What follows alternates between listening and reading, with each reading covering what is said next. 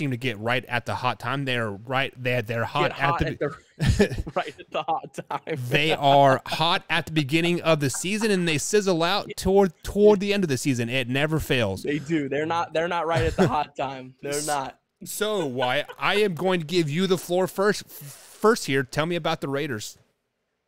Well, I'll tell you what, in the preseason, they play the Jags, and I think that's going to be a tough – no, I'm just kidding. They've got a tough – really, this AFC West has got a tough run at it this year. They all have to play the NFC West. They've got to play the AFC West twice. So they got a major setback right there. But still, these teams are really good and capable.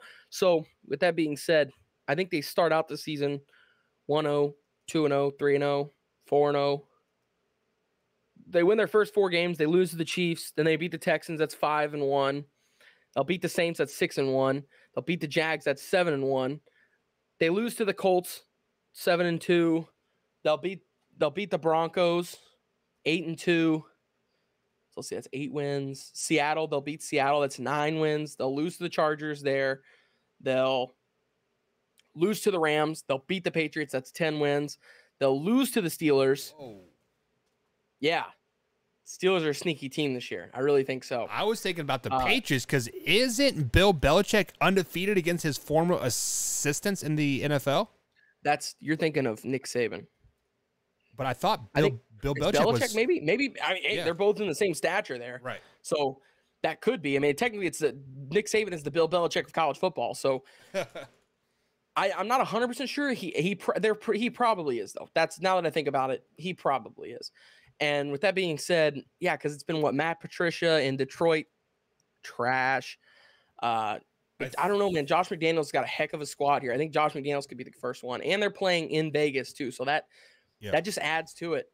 That just adds to it right there. And McDaniels knows Belichick better than anybody outside of, I would say, Tom Brady in the National Football League. So Belichick is, Josh McDaniels has been his right hand man for the longest time. So I think if anybody's going to do it, it's probably going to be McDaniels. So with that being said, I'll give them the win there. I got them at 10 wins. Then they play the Niners. I'll say they lose that, and then I'll say that they beat the Chiefs in their last game on January 8th. And I'll give them 11 wins. I'll say they're 11-6 this year.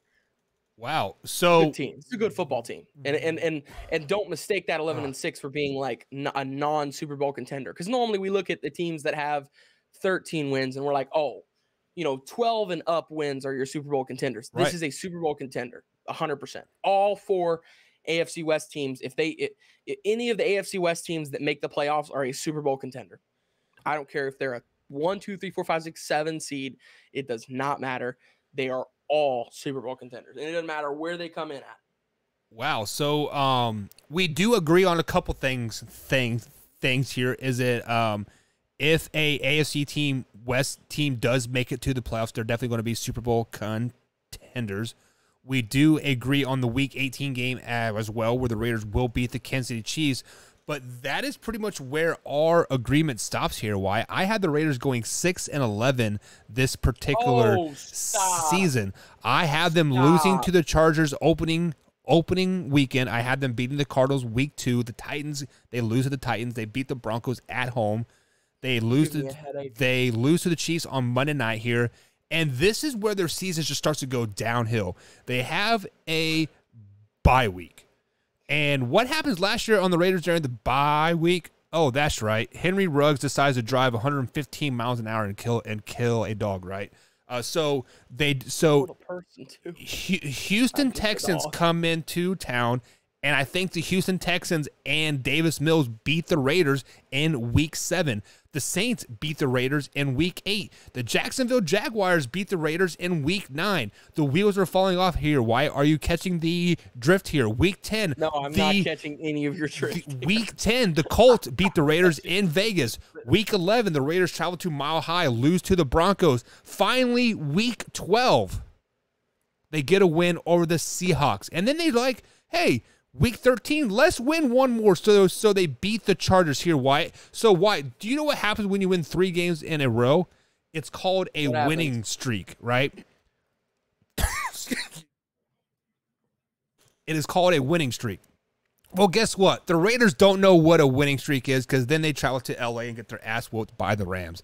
And then Bill Belichick comes into town and says, bad baby Josh McDaniels, you should have stayed here. Whoops that ass. Pittsburgh Steelers whoop that ass. And then finally, the final 2 weeks of the season, the San Francisco 49ers are playing for nothing. Like at this point, they are already their faith is pretty much sealed at 8-9. Like at this point, they lose that game. The Kansas City Chiefs don't know what they're playing for, so they lose in Las Vegas as well. I had them going 6-11 this season. Why? Finishing last in the division.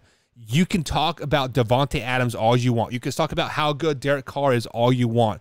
The fact of the matter is, they are still the Las Vegas Raiders. You still have a unproven head Las coach. Vegas Raiders. What's that? The playoff team last year, Las Vegas Raiders.